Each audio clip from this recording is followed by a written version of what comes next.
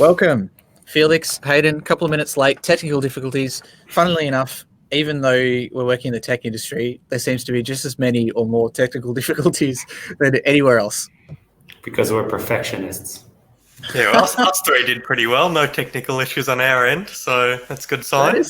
That is true. That is true. I just have so many times in my career, like when I worked in IT or even now working at esports and stuff, and just go, damn, I hate computers. There's always seems to be so many problems.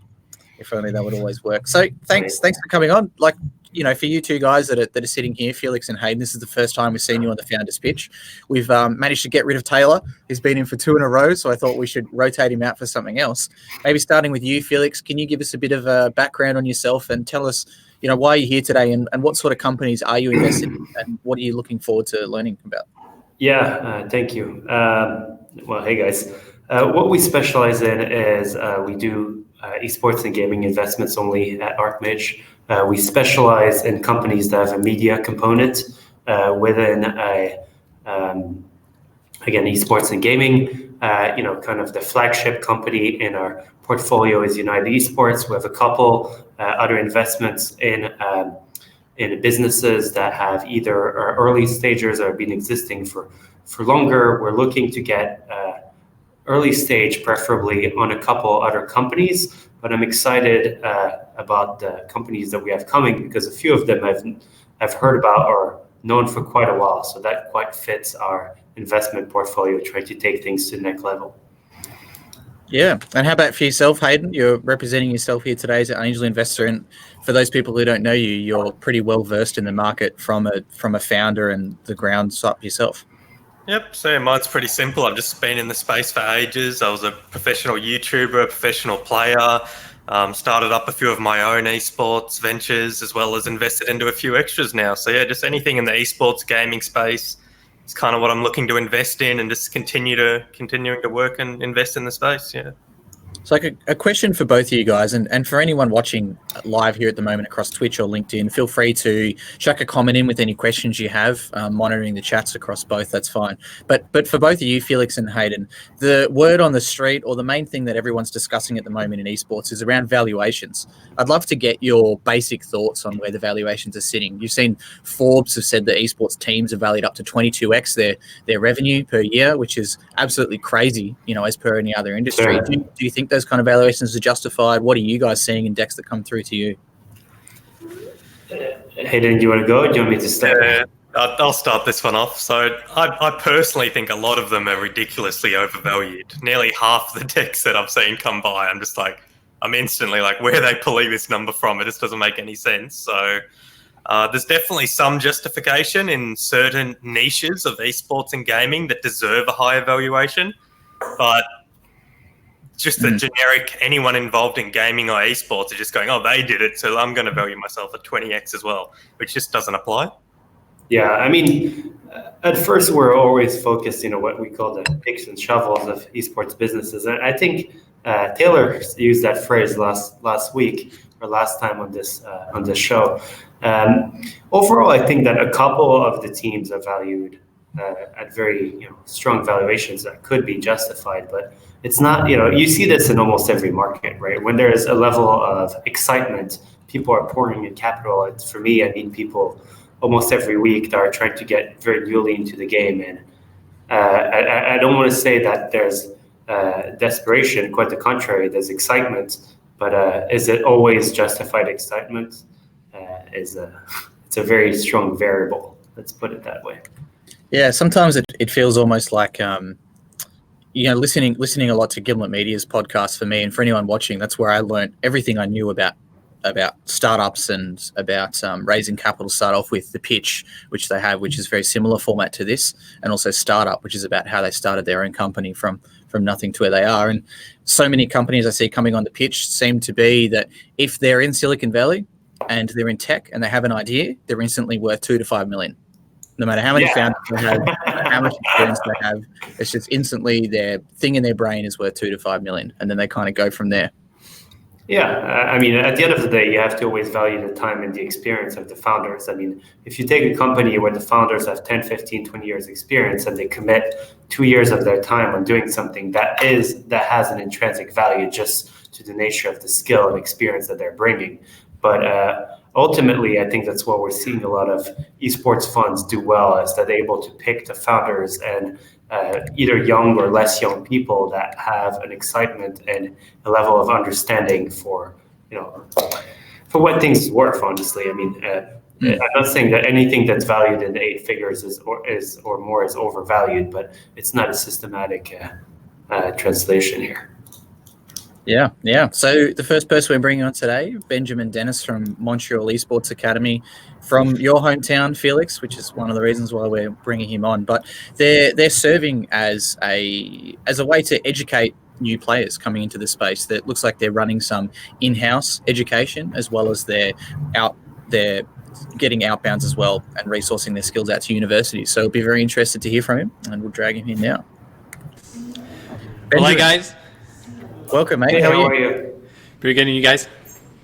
Yeah, good, mate. Well, you've got the next 5-10 minutes to do your elevator pitch before we go into a Q&A. And once again, for any of the people watching on the stream, you can feel free to throw in any questions and any curveballs, whatever else, and I'll put them to Ben at the end. So take it away, mate.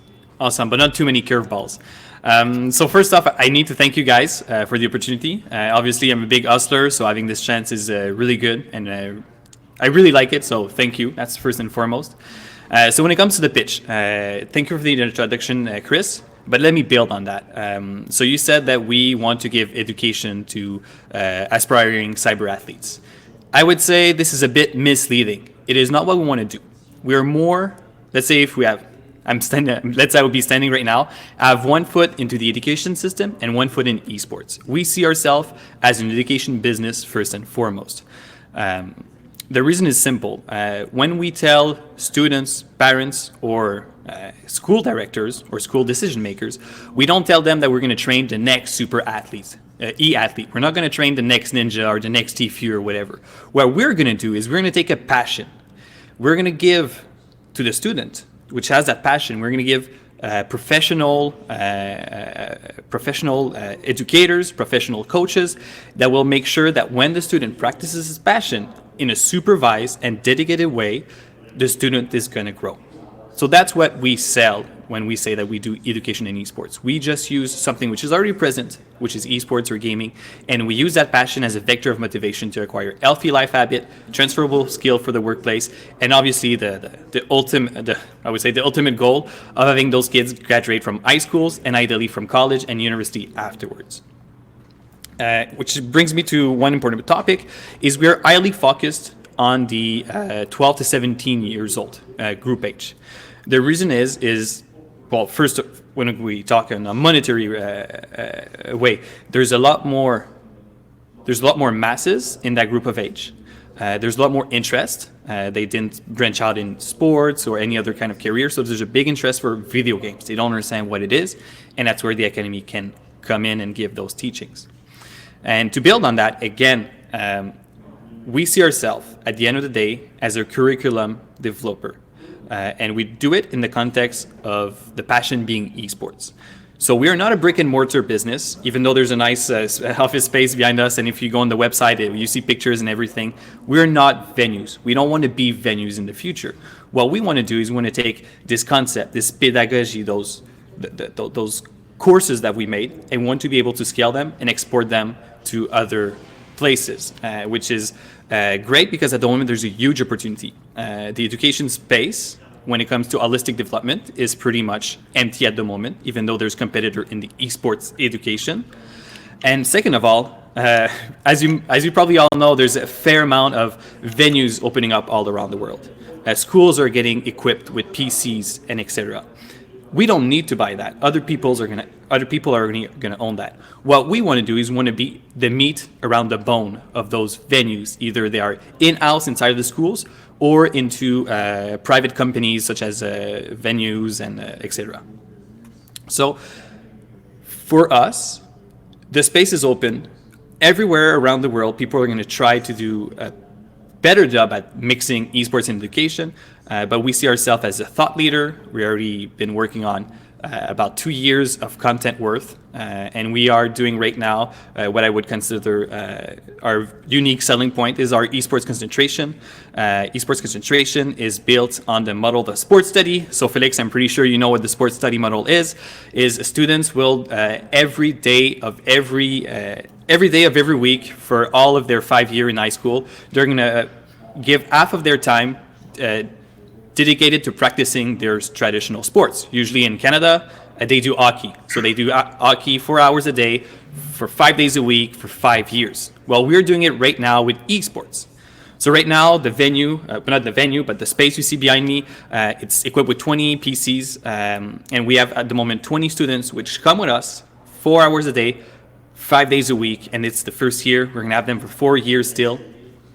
And to give you a better idea of how in-depth we are when it comes to curriculum development or the value we want to bring to the students, the 4 hours they're with us, they're not going to be in front of a screen for 4 hours. That doesn't make sense. Their time is going to be split into three different categories. So first and foremost, there's going to be physical activity. There's always physical activity, no matter what kind of class you take at the Esports Academy. Healthy mind inside of an healthy body. So that's just true basics for anyone. Marketing or finance, doesn't matter. Healthy mind inside of an healthy body. So they do physical activity. Then they're going to do theory. Theory is going to cater to everything which is game related, how to get better, how to build winning strategies. Like in StarCraft, we're going to say what are the classes, what are the cost of units, and etc. But in theory part, it's where we think we do the most. We teach them the value of healthy life habit. You want to get better at video games? Well, if you drink water, you're more hydrated, your reflexes are going to be faster, your input is going to be faster, therefore you can win. And after that, the student doesn't ask any more questions. He's going to be like, okay, I'm going to drink water, I'm going to sleep well, and I'll practice a sport because it's good for my body.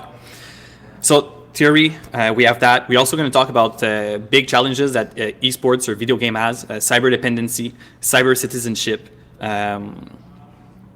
and obviously the importance of having a balanced life. And finally, there's mechanical practice. I didn't say gaming because training and gaming is not the same thing. So those kids, they train under supervision with coaches. We usually have a ratio of like 7 students for 1 coach.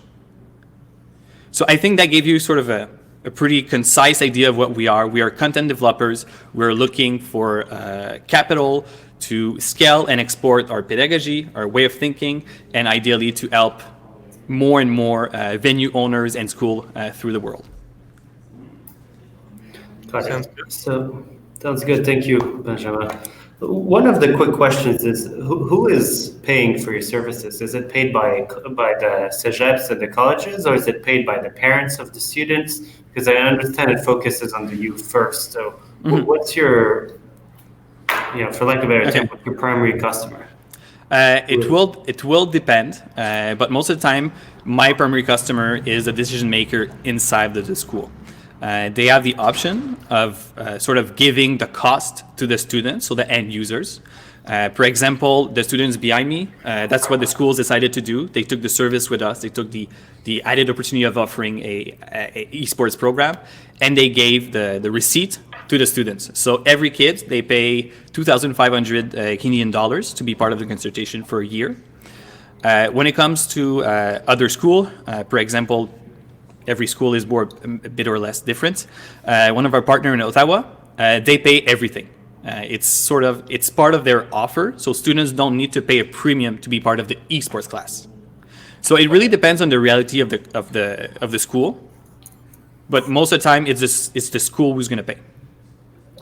And you still offer, and sorry, Hayden, but do you still offer individual packages? Because I remember, I think when I looked into your business a year and a half ago, I feel like there was a lot of, maybe it's because it was summer or season, but there was a lot of individual people that could come and buy X hours of coaching. Is this part of Montreal Esports Academy still, or is it separate? It is still something that we do because we do have the manpower to give that service and make a profit out of it. But it is not something that we focus on doing in the future. In our micro market of Montreal, we do it. People come in, they can take hourly coaching, but that's not what we want to do. We want to give out complete curriculums and then give the information to a specific professional inside of this organization for them to be able to give the curriculum over and over and over. And what's the split currently in terms of revenue between the two? I'm sorry, between Between the individual and the curriculum? Oh, I'm just trying to understand which part of your actual business model now is the curriculum-based program. 95%. Majority? Got it, okay. 95% by far. And are you allowed to share that number with us? Yes, without any problem. For the past year, we've made $230,000 of revenues. Most of them were through the summer day camp. Well, no, not most of them, but a chunk of it was through summer day camps. So we do have a venue, we have the content, we have the correct coaches. So we do offer summer day camp as well. We have a license for that as well. But most of the revenues came from selling the license directly to the schools. So I would say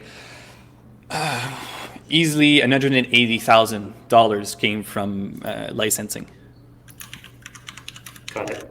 So are you thinking of just staying locally or just to Canada? Because I know there's a ton of laws and problems when entering other regions when trying to get into school curriculum in particular. Mm-hmm. No, it is not something we clearly want to take as much space as we can. Like I said in the pitch, the space is more or less free when it comes to holistic development. So we're going to take as much space as we want. It is complicated, but since we are going to be approved right now, our esports class.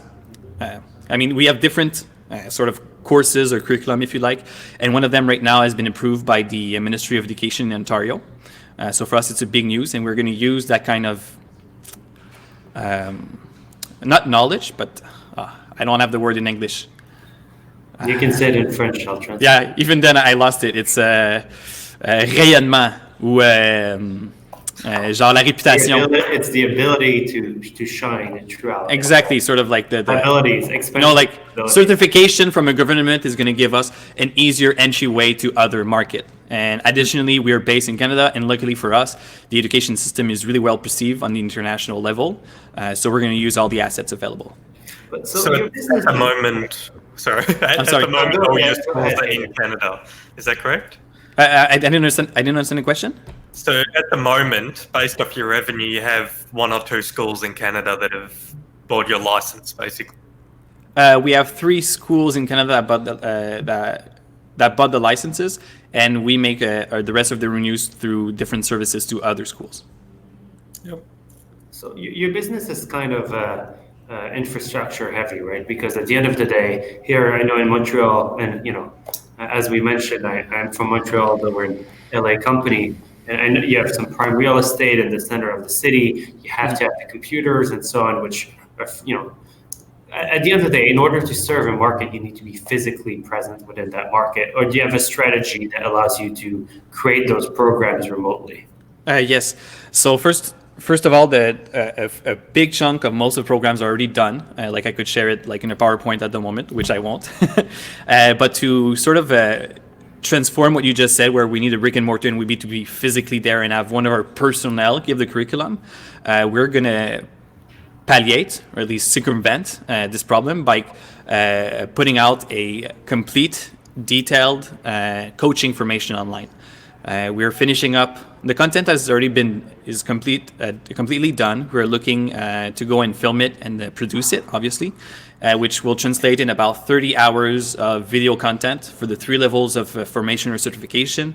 And we are going to have, if you complete with the reading, the quizzes, and the test and all that, is going to be about like 55 hours to be a certified coach to be able to give the curriculum. I see. So you're outsourcing to local coaches the elements of the Montreal, the esports, because you guys worked for Montreal Esports before. Exactly, which is still the case. Got it. So but yeah, the investment here is in Montreal Esports, because you guys own teams, if I remember correctly, before a contenders team or something like that. Yeah, that is pretty much done. I would say 95% of the Montreal Esports resources are dedicated to the academy. There's still a amateur, I would say, initiative that's been going on.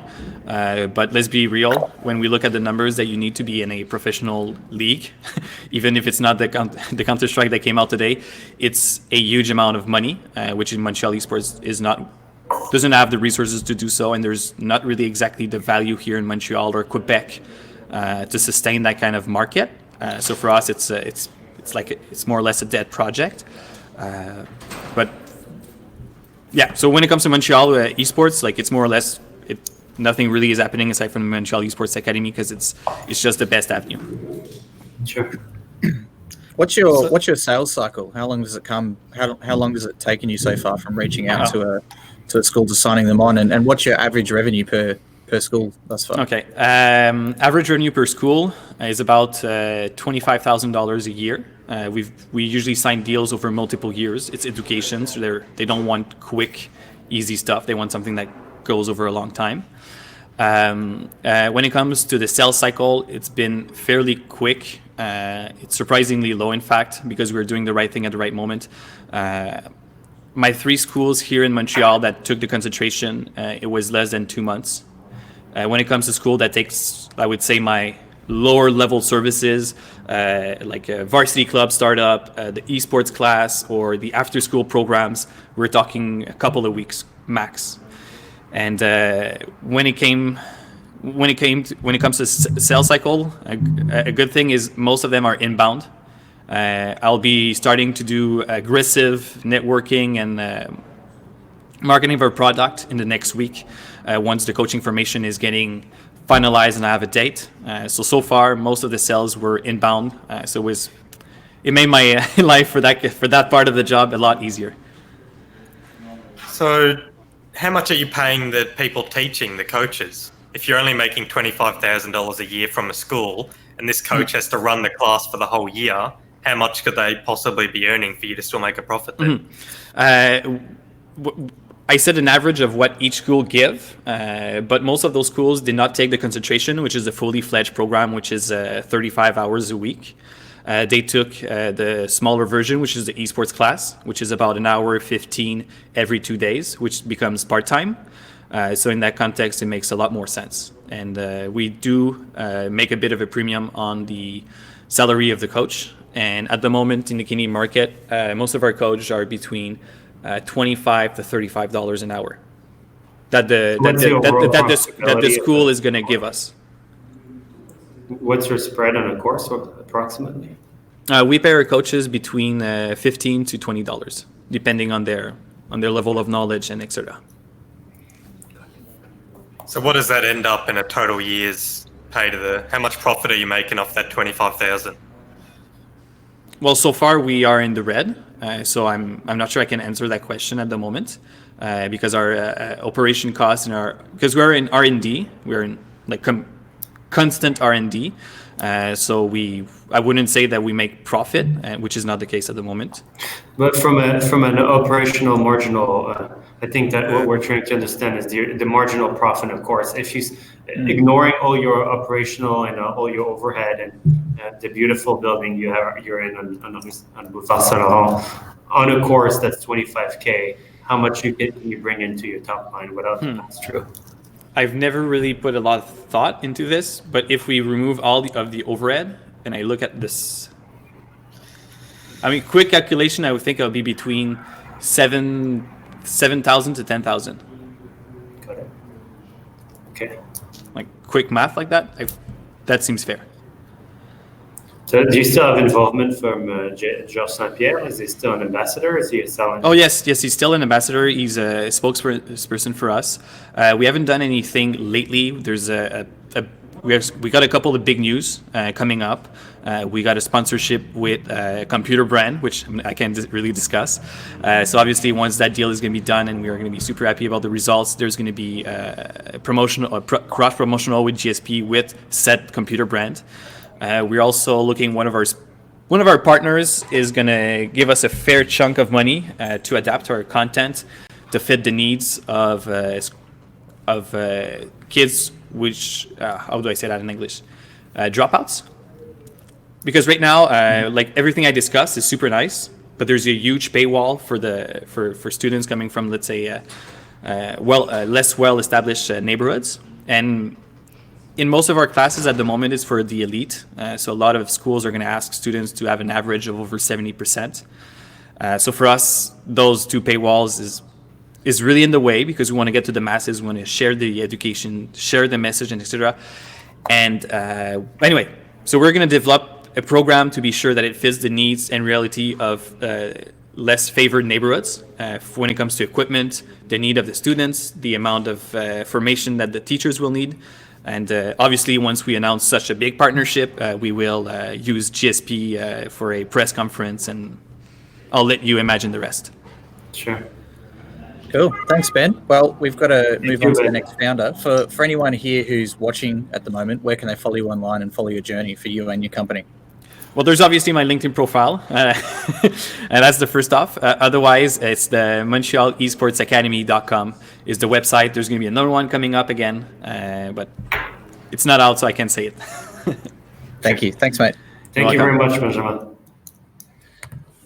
So for those people watching, I probably should have explained who GSP is, right? So for those people watching, George St. Pierre, GSP is one of the part owners of Montreal Esports Academy, and he's also known as one of the greatest MMA fighters of all time. Previous UFC. He's very famous in Quebec, in French Canada, and in Canada in general. But he was a top athlete from where we are. So yeah. So for you, both of you, Felix and Hayden, there seem to be some questions about the gross profit, about the operating margin, however else you want to skin a cat.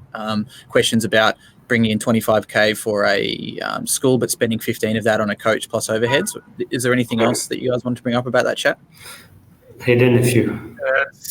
I think you pretty much covered it. This sounds like an extremely hard road because I know how hard it is to get into education in the first place, as you can see by only having a few schools signed up. But then when you actually get in, then you might not be making any profit of what you're selling them. So you might be putting a lot of effort in to only make a few thousand once you've counted all the costs and associated fees with it.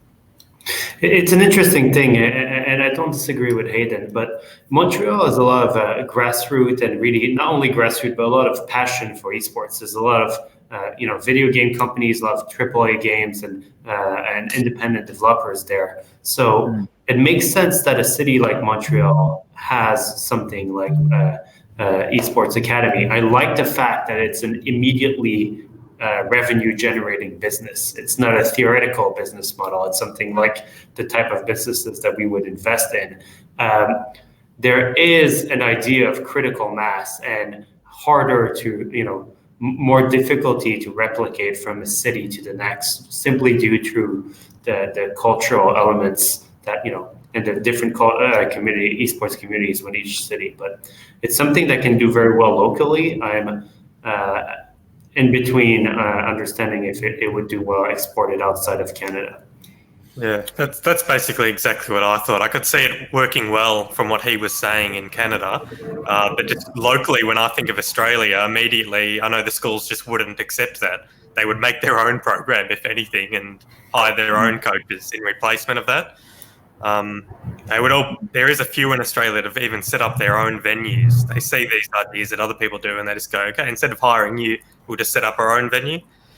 And I think the economics in that case, if they're able to maintain the 25K a year pricing model, it would be more economical for the schools to pay them than make their own platforms. Here in LA, especially in a lot of universities, colleges will have programs that probably cost them a few $100K, if not more a year at least to set up. So overall, I think it's a very good introduction for small or middle-sized schools.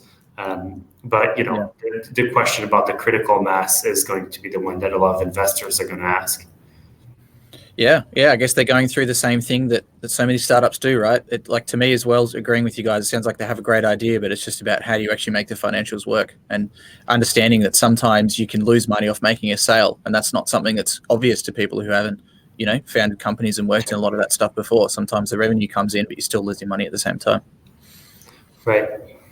Yeah, fantastic. So we're about to bring on our next one, and a bit of a legal disclaimer, I guess, that I have to go through with every single one of these is BIG Esports, which is my company, is not a brokerage service. So we don't make offers to invest to anybody who's watching here. We also don't make recommendations to invest to anyone like Felix or Hayden. All we can do is operate as an introductory if we see fit. We don't hold an Australian financial services license, so we're not asking anyone to invest today, as well as we don't guarantee any investment for anyone that comes on. Just think of this as a show for people to learn a bit more, and that's a lot of my passion really. Is I knew nothing about how to raise capital, even what the right words to say were. So I went to go to find somewhere to listen, and I thought, hey, why don't I just put something else together, which people could do as well. So Thank you for having us again. No worries. So the next person we have coming on board is Jason Langston. So Jason will be talking to us about GSeat Esports, and this is as I said in my LinkedIn post this morning, one that has particularly piqued Hayden's interest, asking him to come on as well. So I'll be really interested to see how Jason's looking to improve the posture and also the comfort for gamers with his product. Jason, how are you? I think we've lost your microphone again. No, I'm good. You guys hear me? No, we have got your microphone. Well, Jason, mate, good to have you here. Take it away. You've got a few minutes to let us know a bit about your company. Okay, great. Thanks. First off, again, thanks for having me, Chris. I really appreciate what you're doing in the space, and I enjoy your contributions on LinkedIn. And I try to follow you whenever I get an opportunity. And I've never met an Australian that I don't like, so you're adding to that roster. Maybe Hayden can be you first. That's just Australian for now. So. I'll give you guys an idea how old I am. I actually watched George St. Pierre fight on an undercard at the Mandalay Bay. And this was when he was just coming up in the ranks. So I've been around a while. But back to the topic, our product is a ergonomically engineered gel seat cushion. We came out in about 2003. We started marketing the product.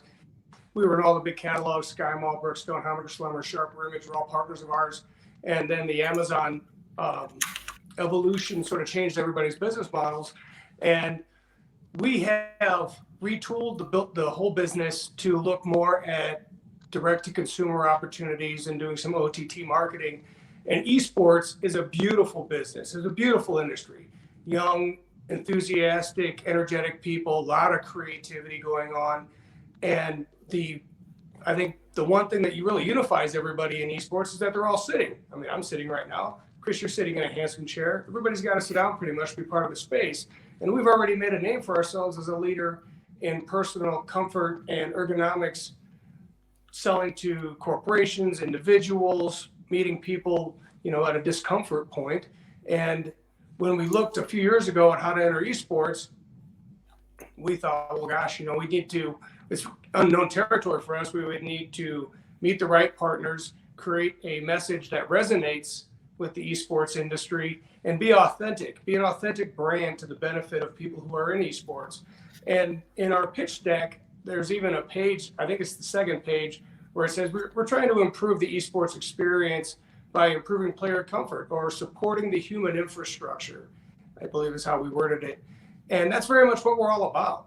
We are coming into the space to enable players to play longer, because that, at the end of the day, is really what it's all about. We want to enjoy playing a sport, and the longer we can play, like myself, I'm getting a little up there, so I can't quite play racquetball as long as I used to. But boy, if I had a comfortable seat cushion that's improving the chair I'm sitting, and you could play your esports game a lot longer, and not just simply the gamers, but also poker. We have a huge following in poker, and it gets bigger all the time.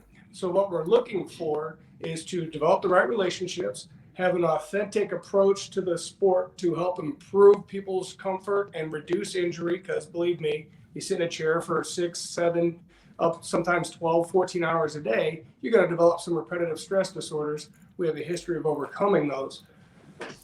I didn't even get my notes out for that whole presentation, so give me a second, I'll take a look if I missed anything. No, that's pretty much what we got. I mean, I'm super happy to be part of the whole program. We participated at the Esports Awards. We were very well received. I met some great people. I believe the opportunity to engage the right partners is what we're after, and to get some brand ambassadors. I heard one of the investors had mentioned that in the previous interview about the participation of an ambassador. I think that is essential for us, because we're sort of we're a non-endemic brand coming into the space. And I think with the proper influencers and the proper messaging and the proper marketing partners, we can make a significant impact in this and actually help gamers do what we're trying to achieve, and that is enhance the esports experience. Okay. Cool. Which one do you guys want to take it away? I guess the first question, Jason, to ask you to lead in that I should have asked Benjamin previously is how much are you raising and at what valuation? We're looking for 1 to 3 million. And the reason why I have that graduated scale in there is because our business is scalable. We have production facilities in the US, we have production facilities in China, and we have production facilities in Chia, Taiwan. Plus, we own intellectual property in the United States. We're actually going to firm up some of our IP in the US by pursuing a trade dress on the appearance of our product. Because really, when we came out, everybody was making a square or a rectangle. You know, seat cushions weren't very aesthetically intriguing.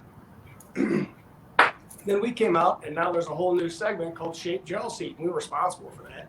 But now as we move into other markets, we wanted to make sure we're protecting ourselves intellectually. And China and South Korea, we have the ink's not even dry on those patents. And those are key markets for us, and they're key markets for esports. I mean, big user bases, large audiences.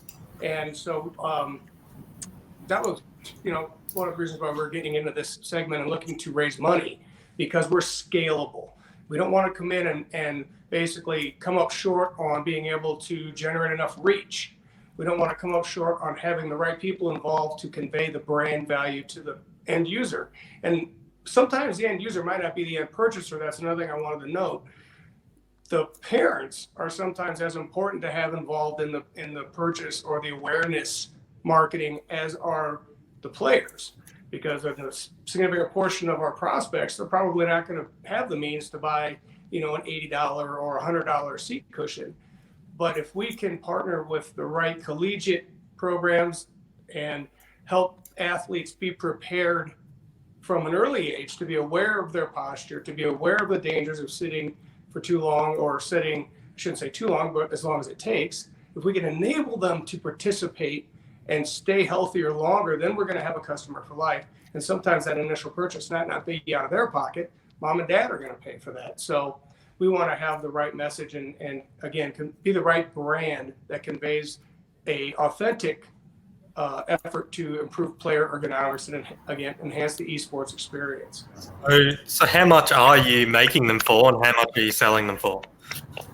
I'll say this much, because there might be some people watching who might work for one of my suppliers and want to know where my other efforts are coming in. But we keystone most of our pricing at a 4.5 to 5x cost from retail to hard cost, FOB, whatever the location is. That enables us to get the right distributor partners who can make their chunk, and we maintain that pretty much as a keystone effort. So a $10 item is a $50 retail item. Yep, and how many products do you make then? Currently, we have complete tooling for 4 versions of a GSeat. I have a few here I can show you. So this was the original product. It's called the GSeat Classic. Try and get it in frame there. This is the deal. All of our products feature an integrated handle and foldable design. Notice also, and I hope anybody who's looking at doing any branding or licensing, the brand always faces out. Colors are available, because we don't necessarily want to put our brand on every product that goes out the door, because this product itself has a unique appearance. I mean, you look at that, it's a GSeat. A lot of competitors trying to copy us, get a little close to our IP. What's your level of market penetration now? Have you started selling them, or are you still in the ideation and prototype phase? I'm sorry, I didn't get the question. I say, have you already started selling them, or are you still just at the prototype phase? No, we've been selling this product for 18 years. 18 years. But I mean, as marketed to the gaming world and esports world. We haven't. We're honestly, we created an Instagram post because it's something that we've been looking at. My assistant has a couple kids who were really big into gaming, and they were sitting in our office over the summer a couple years ago, and man, they were playing a lot. And I was looking at this and thinking, you're sitting in a good chair, but you could really be sitting in a better environment, and we should enter this space. That gave me some instigation to really develop a marketing plan for entering the space. So that we then created an Instagram post that was only about 14 seconds long. We posted it to Instagram, and immediately we got like 60 likes, just bam, bam, bam, bam, bam. Came back the next day, and it was shared with a lot of people. What was it? There was one gamer girl loved it, and you can check it out. It's on Instagram. You can ping it, or it's on my LinkedIn page. We posted it there, and I sort of was testing the waters to see what kind of reaction would we get. I mean, would anybody want to see cushion? And it turns out we're actually pretty much on the mark. I think there is a demand. Sure. But is GSeat a gaming focused SKU of your main product, or is the whole brand line called GSeat? The whole product, the brand is called GSeat. So we own just branded that it's a G, so it doesn't mean gamer seat. When you were selling it to people in offices 12 years ago, it was already a G seat.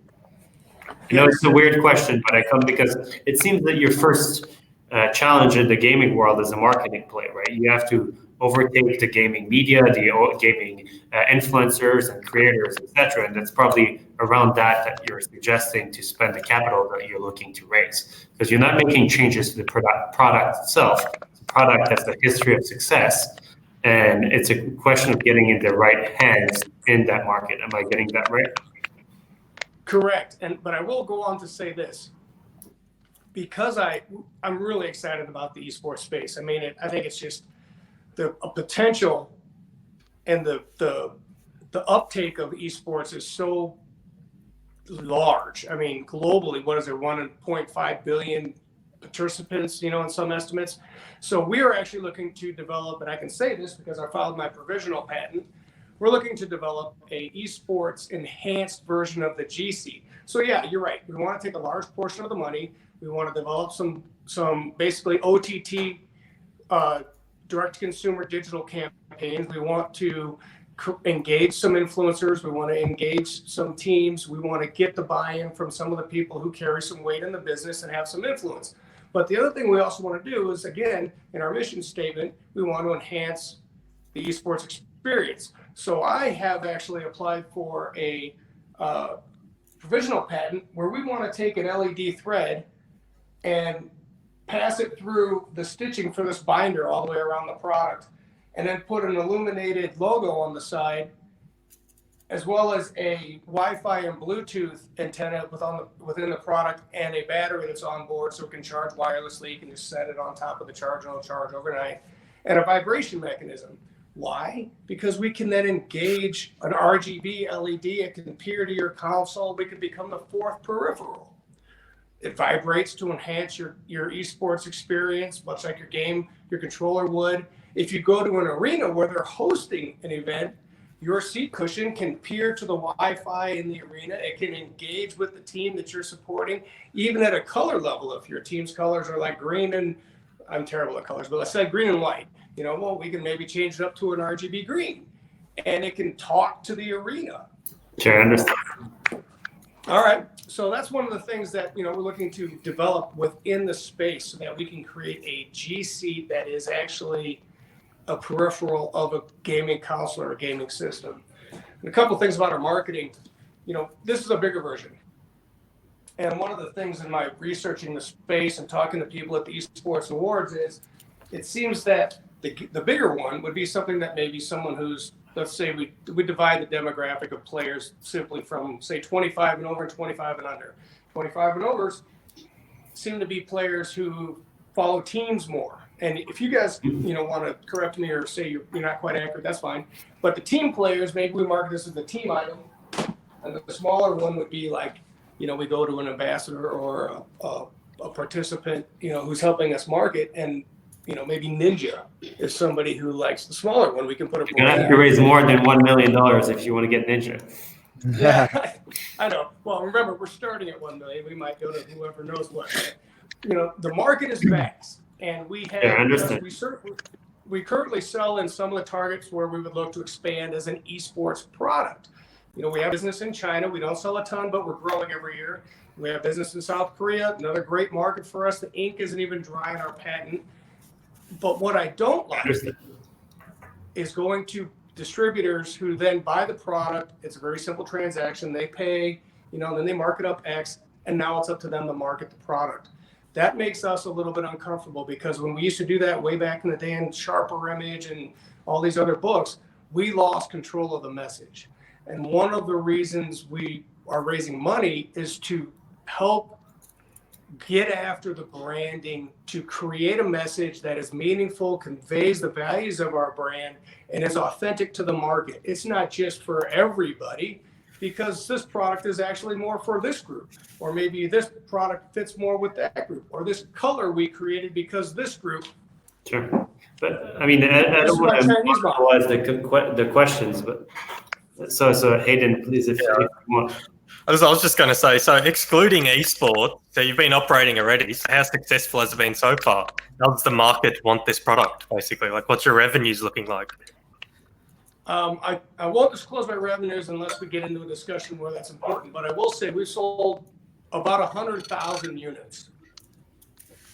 So it's not your primary product because you've been selling it for 18 years, right? So I'm assuming it is our primary product. Okay. It is our primary product. We've had ups and downs. I will say this: in the last few years, we were when we moved over to Amazon. The first challenge that we ran into was actually that people who were buying from us, notable companies, would leak inventory onto Amazon and start ruining our map. Then we said, forget it, we're going to fire everybody. That cost us probably $70,000 a month because we just told them we can't police you anymore. We're just going to go back and handle this direct. Again, we're trying to control the message and not have any bad, So how many units were sold last year? What did we sell last year? 10,000. 13,000? 13,000? Yep. That's it for my questions, I think. I mean, the interesting thing at the end of the day is that although it's a lot, and quite a bit of what we do is the branding and marketing side is, at the end of the day, your product is almost an experiential product, and experiential products is usually restaurants or airlines or things like that. At the end of the day, it's a seat cushion. So unless you've tried it, you don't necessarily know if it suits you or not. I mean, you don't know to which extent it's going to improve your experience. So I would tend to think that you should probably focus at first into getting the product in people's hands or on their chairs, let's say, enough a portion of the market so they're aware of the benefits and can move on. Can you guys hear me? Because I hear a lot of. I can hear you. I get a little crackle on my end too, but I can hear you just fine. So let me address that because that's a valid point. Again, this isn't the first time we've done this, and we started off doing exactly that. We were going to corporate wellness fairs and some other things and participating to get people to sit on the product. And I tell people often that I used to make the pitch 1,000 times before somebody bought one. Now I sell 1,000 units and I don't make the pitch anymore. So, and there is a need for that, which is why also one of the reasons why we're raising money is to do a few things strategically within the space. It's not free to exhibit at E3. Sure. What's your target customer acquisition cost, actually? What's that? What's your target customer acquisition cost? The cost of acquisition for our product, if we're selling, we'll just stay with round numbers and say that the average price of the unit is $80. We spend about $1.50 to $2 out of that to get to reach the customer. So good. I mean, we've had do infinite marketing, and if you sell $80 for $1.50, it's pretty good. But the thing is, digital campaigning has made it so that a couple of the agencies we deal with currently, who are just testing some campaigns to make them work with AdWords and Google and all this other stuff, 10-to-1 returns are not unheard of. I mean, if you spend $1, you should make $10. If you spend 100,000, you should make $1 million. But then theoretically, if you just put 10K in yourself, then you have 100K, then 100K, then you got your $1 million. So you should already have that money if you've been operating for 12 years on that return. I completely agree, and that's a valid point. But if I spend $1 million now, I've got $10 million. Yeah, so then you don't. At the end of the day, anything in my experience in marketing, I mean, there's a few products that are great exceptions, but overall, what you end up happening is in order to get that 10x return, it's something that comes down the line of the marketing funnel. It's not, always the first thing you'll see. Every time I speak, I hear a weird noise, so I feel like there must be something wrong with my mic. Yeah, Well, I'm not I sure. can hear you just fine. I can hear you just fine, and that's a good point. You know, it is something that takes some time and it takes some patience. And again, this is also why we are not new at this. We've been in business a while. We've had our ups and our downs. We've had great years, and then we've had years where we gave back everything we've made. But what we've always had is a consistency in the market that there's always a demand. And the other thing is that I want to point out that is even more abundant now. Perhaps maybe the universe is waiting till this time. There are two market leaders who we have pretty much been competing with since the beginning. I'm not going to tell you who they are because I don't give my competitors real estate on my dime. But their products are still so weak in the marketplace, they have not pulled ahead and become the obvious leader. Every year they come out with something new, it looks more like us. We don't look like anybody. We're not chasing anybody else's designs. We're not chasing anybody else's marketing. We're doing what we do because we're the leader in the segment. Our designs are the most innovative. Everybody tries to look more like us. We don't try to look like anybody else. And currently, none of them are looking at esports. So after we participated at the Esports Awards and I got some positive feedback from some pretty influential people at esports, it convinced us even more so that this is a business that we should pursue. Maybe I don't go out and buy a brand new boat. I go out and I put more money into my esports campaigning. But again, the market is so big. If you can get to scale quickly, you create a user for life that is going to benefit from using your product. And that's why we're raising the money. That makes sense. Yeah, I was just going to say, I don't think you particularly want to be targeting esports. I think your actual market is just video gamers or gaming. If you narrow it down to esports, I think that's a terrible idea. But I think gaming, you're on the right track there for sure. Yeah, so we've got to cut you off there, Jason, to get Sean in for the next one. But for anyone watching at the moment, where can they find you online? What's your website? What's your socials? JumpleProducts.com GSeat. and GSeat on Instagram.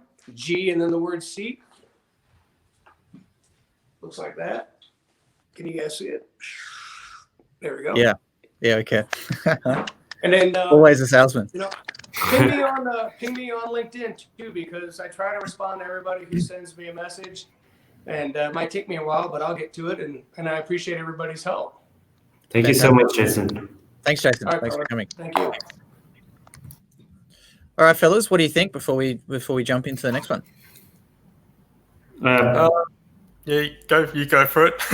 You take this. I think it's a marketing play. You know, having worked in marketing media for most of my life, I think I'm not of the belief that the $1 should turn into $10 immediately. That is the recipe for a marketing strategy that is short-term thinking, and you're more likely to, stop investing where you should rather than building the solid brand equity and brand awareness within the market before focusing on conversion.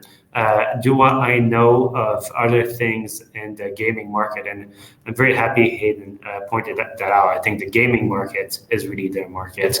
They're so tied, of course, with esports, but I don't personally know of any other product like that. I think that if they are good, which I'm sure they are, especially guys over 30 like me that have been playing for a while, would probably end up buying one. It's a question of access, of marketing and positioning. There is a stake to be planted there. And I think the opposite, as Jason pointed out, the very young people whose parents are quote unquote worried about their gaming could be a target. But I think it'd be, I think defining customer acquisition cost and marketing funnel would be the one thing I'd focus on here, since everything about the product and the supply chain seems to already exist. Yeah. And Hayden? Yeah, like you said, I think it's definitely the play to target the gaming market. That's a possible thing, but they have already been going for quite a long time. So I thought he would be talking a bit more about the existing market, how you can increase them as well. I understand this pitch is mainly about esports that we just turned into gaming, but yeah, it's 100% a marketing play because they already got the product distribution, everything there. The product, even if they make a gaming version with LED lights, I don't necessarily even think that's worth doing in particular. The LED might be worth doing, but the vibration in stadium for things, I just don't see being used. Like, no one's going to pay an extra $80 per seat just to have access to a vibrating seat.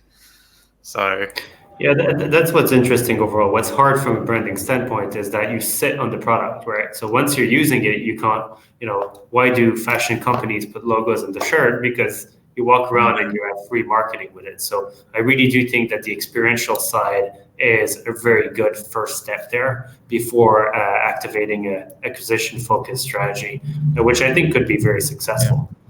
Yeah, I can definitely see an acquisition coming from a Corsair or a Razer or someone like that for something like this. They're all looking for new things to do.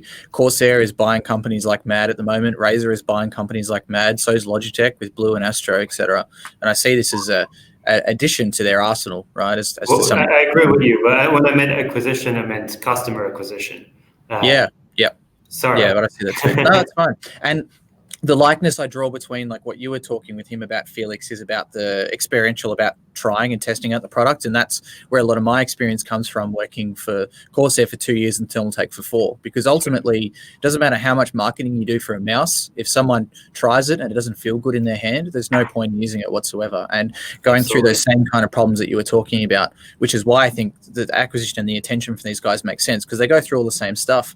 Like if you're doing a sponsorship, you want to get your headsets in there because that's what you see on the gamers' faces when people's photos are being taken of them. But if you're the mouse pad, or especially the mouse, you can't see a mouse under someone's hand whatsoever. So, yeah, definitely resonate with those points too. Yeah. But I want to try one. I really want to try one. Me too, actually. Yeah, I sit way too much. I got a sit-stand desk, but I almost never stand. Well, you're still young and cool, so you're okay. Man, jiu-jitsu's just been screwing my lower back. So hopefully this helps. With it. Yeah, before actually getting in the call, I was talking to a bunch of people last night. They were saying they use towels or cushions or blankets under their chairs, under their seats. Oh, I'm like, wow. am I the only person who doesn't do this? But I found out of the 10 people I was talking to in that call, 7 of them used a cushion or a towel. I'm like, that's insane. Yeah, There's a product about to be pitching to me. I'll see what it's like. Well, there you go. Looks like Jason's got the first bunch of people he needs to reach out for. So the last founder we've got in today is Sean, one of the co-founders of Talon Esports. And Talon, one of the reasons why he brought them on is they're a little bit different to the traditional esports model of gaining a 12-month sponsorship and striving to just be the best. While they've had some success across Southeast Asia and wider Asia with their tournaments, they've also decided to diversify their income and their revenue through some different agency and creative style models as well. So it'll be interesting to see what he has to say. Morning, guys. Sean. Hey, mate. Welcome. How are you? Good. Thanks for taking the time, Chris, Felix, and Hayden, to sort of hear our story. Appreciate it.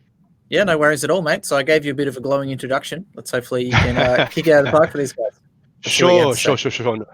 No worries. I'll give you guys a 30,000-foot view of what we're building. So Talon is an esports platform that is focused on Asia Pacific. There are 3 key business lines that we're developing. The first one, which is the most prominent right now, is the own, operate, and build esports teams. So we run about 6 professional esports teams in 4 different markets, those being South Korea, Taiwan, Hong Kong, and Thailand, and have a wide diversity of games, including a lot of the AAA titles such as League of Legends, Overwatch, Tekken 7, Street Fighter 5, ROV, and Rainbow Six. And we continue to develop that business. And essentially what we're looking to do there is to build a global brand that represents the Asia Pacific region. We think that it's a kind of untapped market on the global scale. Of course, a lot of good local teams, but how do we reach that global audience, reach those global fans? So that's what we're looking to do there. So the end objective of that business is to obviously have a presence from Japan all the way down to Australia, and basically look to make strategic decisions when it comes to fans, when it comes to ROI, when it comes to revenues, around why we enter those markets. So just to give some thinking around, for example, why did we choose to do Arena or Valor in Thailand, is because that league there is franchised, number one, which is great for us because there's a lot of good revenue opportunities. Secondly, the viewership there is absolutely insane. And so you have on a general week close to 100 to 200,000 people tuning in to watch this game. And during the finals, close to 250,000, 750,000 people to 1 million people watching it online, and a stadium completely packed out, which is pretty amazing. And so that's the reason why we chose to do ROV in Thailand when it comes to an ROI perspective, to bring in eyeballs, to bring in fans, to bring in sponsorships. That makes a lot of sense.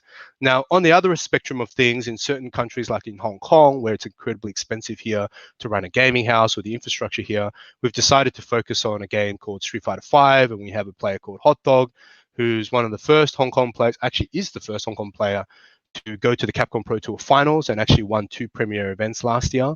But he can actually be an ambassador for esports in Hong Kong because he's won titles and he's a great role model. So in that sense, we've decided to focus on that because it is cheaper and it's one person, and obviously Hot Dog can still train in our facilities, but it's a single player game and slightly. Obviously, that's the one area of focus that we're looking on. The second is actually the creative studio, and we've recently just spun that up as of December last year. And the creative studio does a couple of things. So firstly, we do consulting. So what I mean by that is similar to what you do, Chris. We go around speaking to major banks, family offices, investors, educating about esports, because I think there's a huge gap between the and the ancillary sort of other things that are coming in that are trying to be tied to esports and isn't exactly esports, right? So, we've worked with a lot of the major banks, the brokers, just to basically teach and educate about esports. And so even in certain cases, we may be running a roadshow, and that roadshow means basically taking a whole bunch of investors or people who are interested in esports to go to, say, for example, Shenzhen, or well, obviously now it's not going to happen, but to visit the Overwatch League games and try and get a sense of what this is all about. The second sort of layer of service that we offer within the creative studio is focused around creative work. So that's graphics, that's digital campaigns, that's videos. And we've done already a lot of work associated with Talon, our esports team, with brands such as Puma, Samsonite, Logitech, HSBC, are just examples of some of the clients that we've already had. And so a lot of that is focused around video content, digital campaigns, helping them sort of organize promotions in particular sense, or sourcing streamers to come on board and push a particular product or service. The last part of that creative studio is focused around event consultancy. We don't have the whole production teams on our balance sheet. That obviously doesn't make sense because we don't have enough of that, but we do help a lot of brands who are looking to do events within the esports space around connecting them to the right people, whether it be publishers, whether it be broadcasters, whether it be the event production house, the tournament organizers, because we've been in the space for a while now, and help connect them through Asia and across multiple markets. So we tend to focus more on a project management strategy role there, simply because it's a lot, I guess, intensive from a human capital point of view to be having 100 staff basically setting up an event.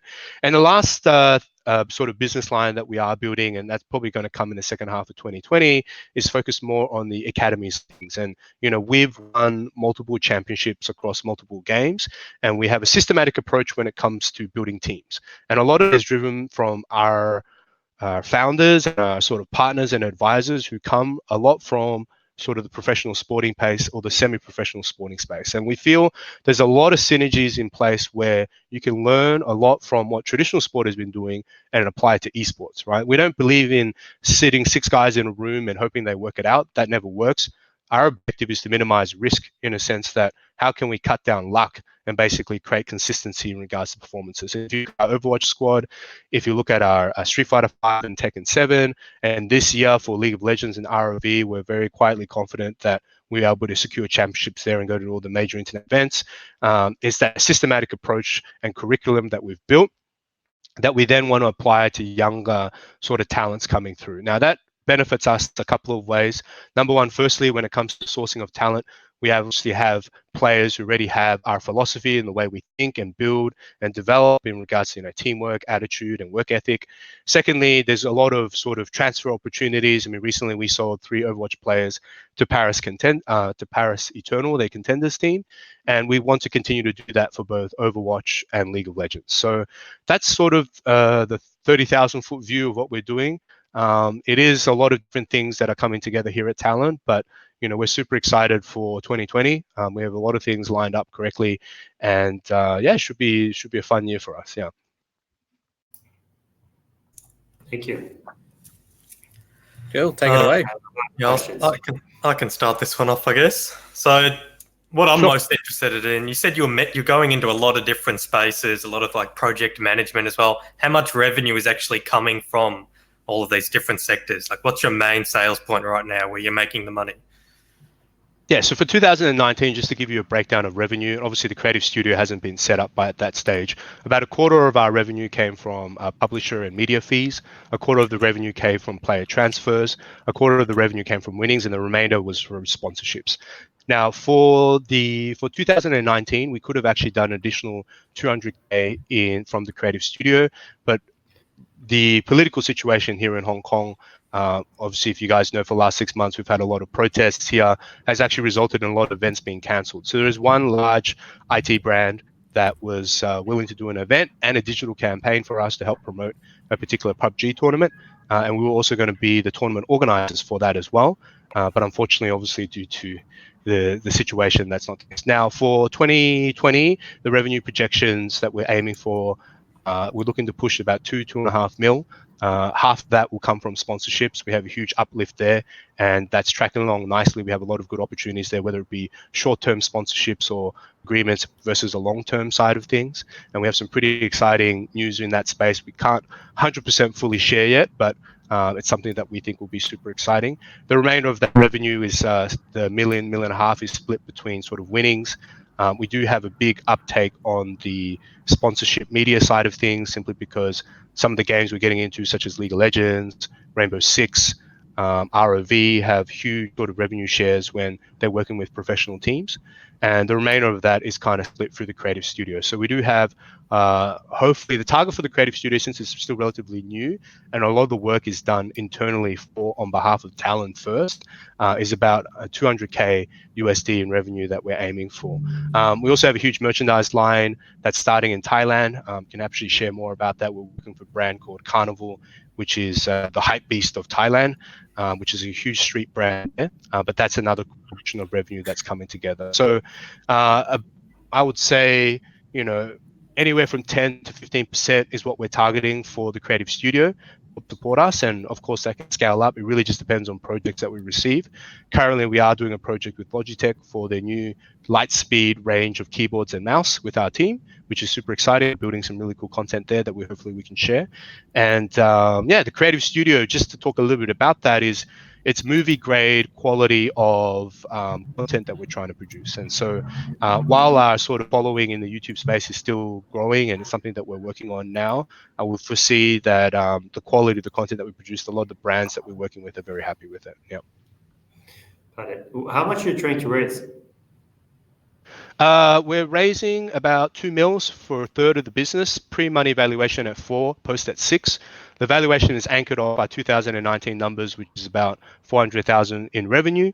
We're taking the lower end of what esports valuations are, which is approximately 9-10x side of things.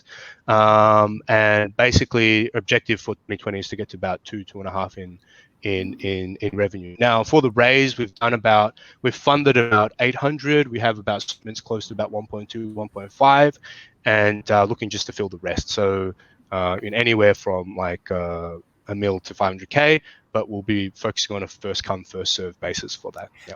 Were you positive on income before raising money, or were you losing money in 2019? No. So just to talk a little bit about history, we've been around for like 3 years. You started as a contenders team, right? Yes, that is correct. We bootstrapped the business. We were very interested in it. We wanted to get into that space. And so me and Jazz have bootstrapped about 600,000 US of our own money into this business the last 3 years to operate it and run it. As of 2019, we did about 400K in revenue. I think we did about, expenses ran about close to 700-800K.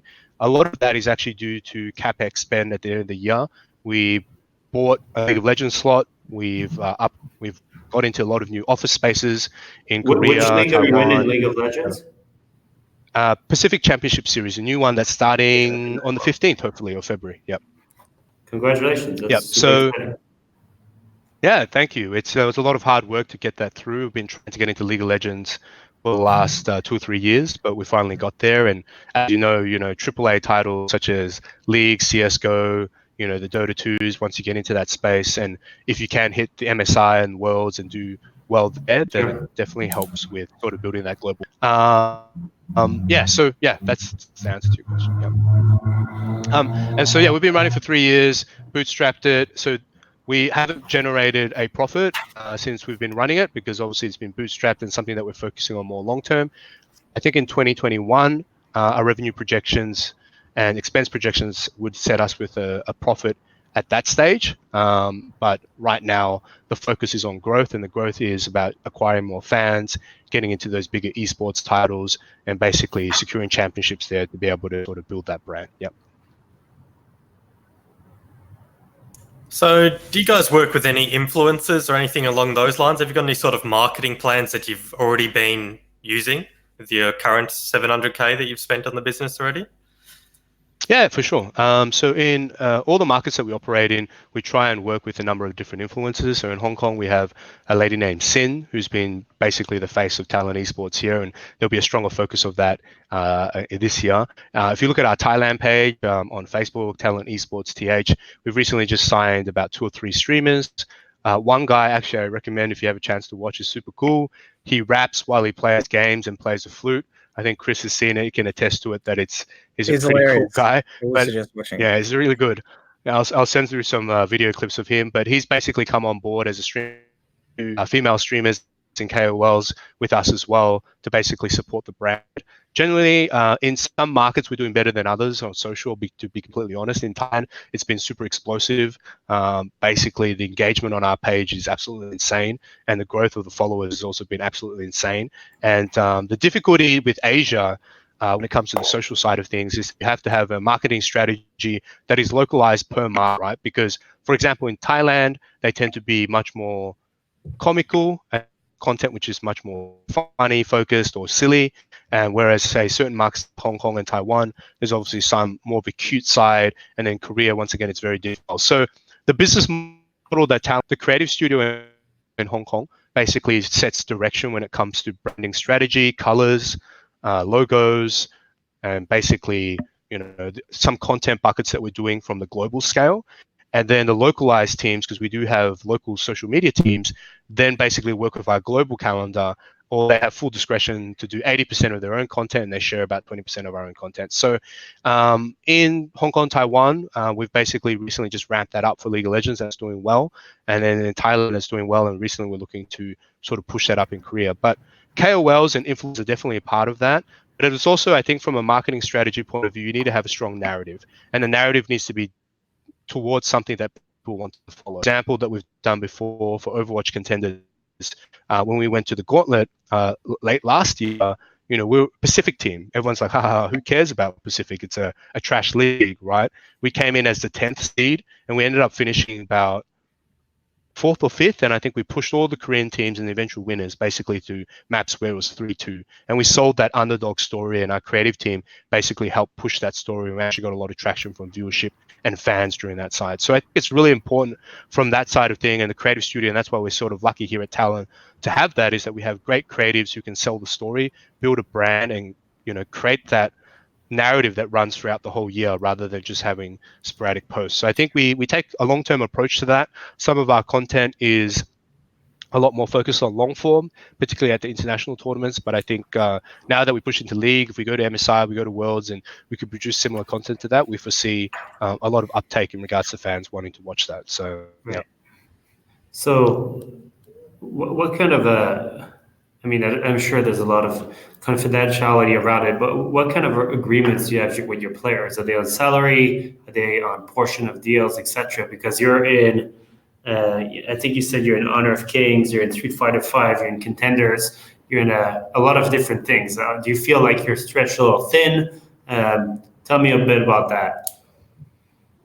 No, I don't think we're stretched a little bit thin. I think probably the only side of things that we need to work a little bit on, maybe stretch a little bit thin, is in Korea for a social media person, but it's more of a question of finding the right person. We tend to be very picky about who we want to bring in, because as a startup, every person we bring in becomes a crucial person there. Just to talk about your What's your question with regards to how headcount before you just answer the second? so for back-end staff, it's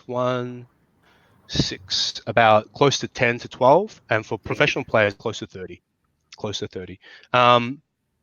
And so just to give you a breakdown of the contract side of things, happy to share. It's not a secret, and we're very transparent about how we do this because we try to do it the right way. All our players are on salaries. We don't believe in having guys that are training full time to have no salary. So that's something that's always there. Of course, it varies per game. League of Legends players will command more than Overwatch Contenders players, and that's pretty standard, but they all have that. We generally have a pretty standardized 70-30 rule when it comes to prize money splits. So 70% of the prize money gets sent to the players, 30% stays with us. Now that varies sometimes depending on the game. For example, like Tekken 7 and Street Fighter 5, because the prize pools are so small, we tend to not take that money from the players because we don't think it's fair. It should be theirs, but the revenue still runs through us, but then we pass it through to them. And then any endorsement deals that we get from example, sponsorship point of view in Thailand, we have a couple of deals coming through with short-term sort of streaming deals. Then we tend to do 50-50 split because we source the work, and basically we help coordinate with the streamers and all players to basically have that done. So that's high level what it's all there. And the salaries vary a lot because of the region and the game. And so that's generally how it works here at Talon. And all the contracts, the minimum contract we usually sign is a year. And our player retention is actually pretty good. If you look at some players within our org, we tend to keep a lot of the players here because they like what we do and the way we treat them and the way we're building players, not just to be better players, but also be better people as well. So I think that stickiness is important because the culture that we've pushed here, I think, is pretty fantastic. Yep. Cool. Any more questions from you guys before we wrap it up? I think that's pretty much it from me. Yeah. I can ask Amalia. I think it's an interesting business. But I have your contact details. Sure, no worries. Yeah. So for you, Sean, where can people follow you and your team online? Yeah, so talon.gg is our website.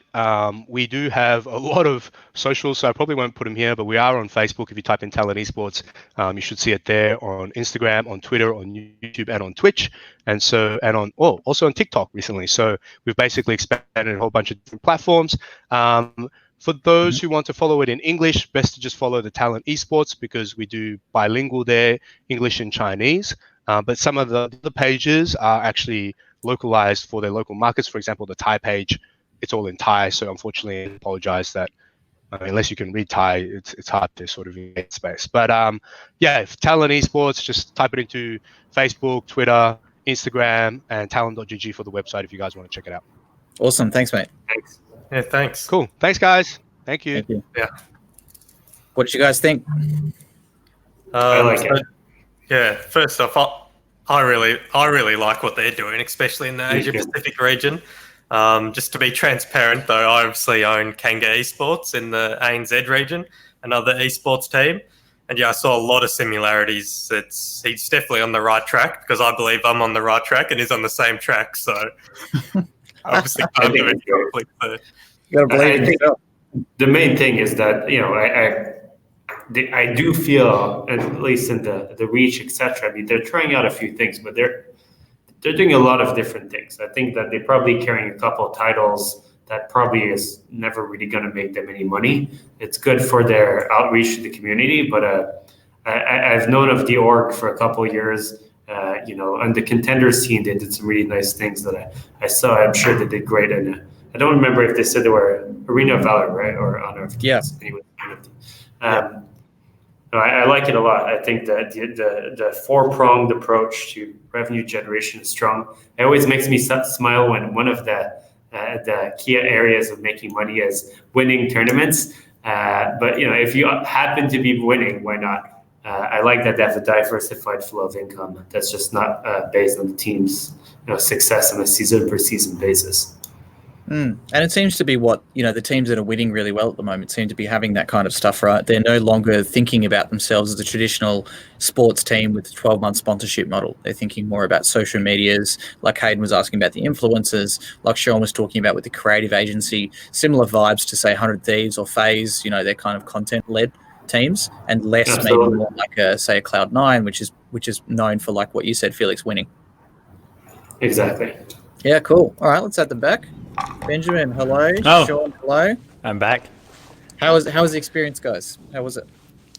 Stressful, to be honest, but I really liked it. I think the questions were right under the ribs, but that's the kind of thing I like, so it's good. Thank you for that, guys.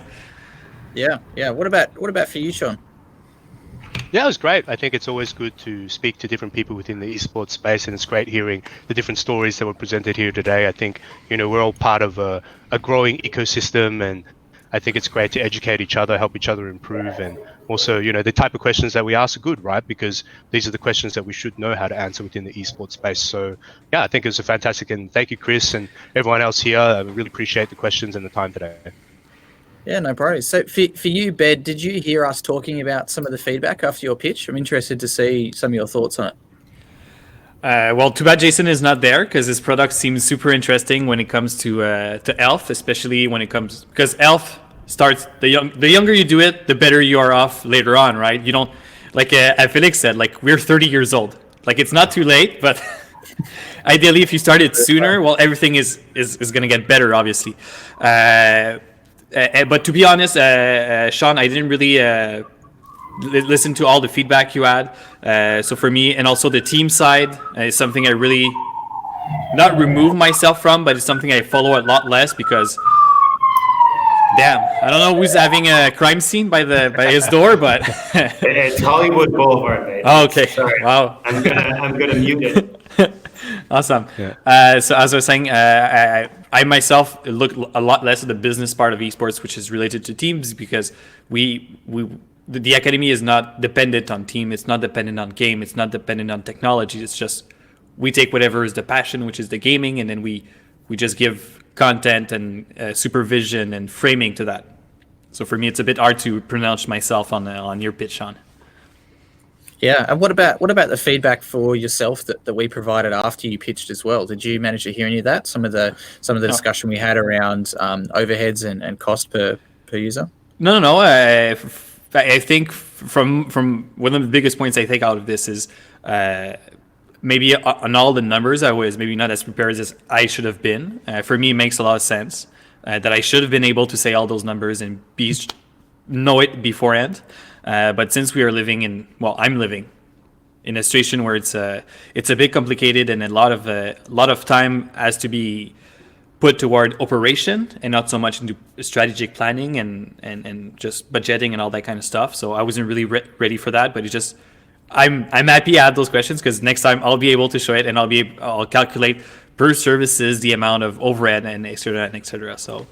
Gonna have some monster Excel graphs. Exactly. Yeah, we're doing that with a client at the moment. We've got a budget and we've got a CPA, and Nick and I spent 2 days figuring out what all the numbers mean. So it's all part of the fun. Okay. Yeah. How about for you, Sean? Yeah, I mean, it's great to hear you guys talk about what we're building. It's always good to get feedback. I think it's, from our perspective, we're still learning in the space. I'm definitely not going to say that we're experts in everything that we do. We're certainly stronger in certain areas. So, for example, the performance side, we're very good at being able to manage, attract players and coaches. I think that's something that we've been generally strong on. But on the marketing side, I think, that's something that we're really trying to invest and understand more. It was great to hear Felix when he was talking about his experience in marketing. Actually, I'd love to pick your brain about sort of what your feedback is around some of our social platforms, and even Hayden as well, to hear more about what you guys think about it. Because I think, for us, it's really about putting the right people in place to be able to help us execute the strategy. I think, we can definitely win. It's now about how do we create that narrative and that story to sort of build and further develop what is Talon. And our objective is to build a global franchise. So can we get to the level of a TLs, a Fnatic, a G2, but represent our Pacific region, which is what I'm super excited about, because we have fantastic talent here. I think it's not being utilized in the right way. Obviously, there's some big teams here in China and Korea that have done incredibly well, but I think a lot of SEA and Hong Kong and Taiwan and some other markets are, underrepresented on the global stage, and we want to put them on that platform. And so, there's a lot of things balancing about what we're doing, but I think that's what keeps our job interesting and exciting. Yeah. Yeah, fantastic. Well, thanks to all of you for coming on, and thanks to those people who are watching this live across LinkedIn as well as Twitch. If anyone's sitting in the EU time zone, for you right now, it's around midnight, but in about 7.5 hours' time, we will have another LinkedIn Live podcast happening at 7 p.m. my time and around midnight in the US, and that will be with Loader, who is known as kind of a god within the Dota scene, someone who's won numerous world championships in the past, and will be coming on to have a bit of a chat about that. If you'd like to join this as a founder who's pitching, or you would like to be one of the investors sitting on the panel, send me a message on LinkedIn.